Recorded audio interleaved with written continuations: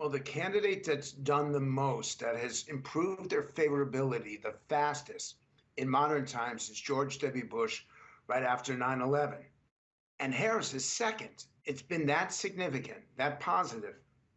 And that is the reason why she's tied or leading in some of these key swing states, which is something I need to emphasize to your viewers. The actual overall numbers don't matter. It only matters in the 7 swing states, and she's doing reasonably well in those places. But even with the negativity and even with the debate performance of the former president, Donald Trump, he's still holding on. He's still dead even with her.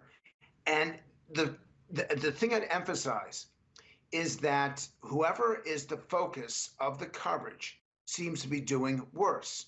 When the cameras and the lights are on Harris and before that Biden, their numbers decreased. When the same thing happens to Donald Trump, his numbers decrease.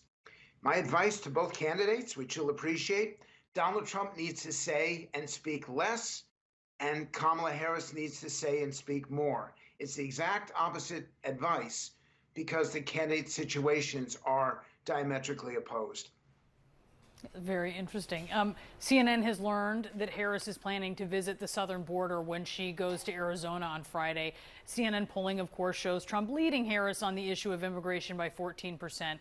Is a visit to the border at this stage in the race something that she can capitalize on, or is that going to be really tough? I actually would have advised against it. That her time to have gone to the border was last year or the year before that, and now it only highlights the fact that she hasn't really focused on this issue, even though she had some. We can't determine what the actual responsibility was that she had in the administration because it's been muddied. But this is an area that Donald Trump can say, just look at the numbers. Look at the immigration statistics. Look at the illegal immigration that took place under his administration and under the Biden-Harris administration. But once again, he starts to focus on eating dogs and cats.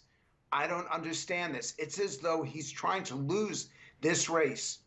If he actually could stay on message and could do the statistical comparisons side by side, I think he would be the front runner.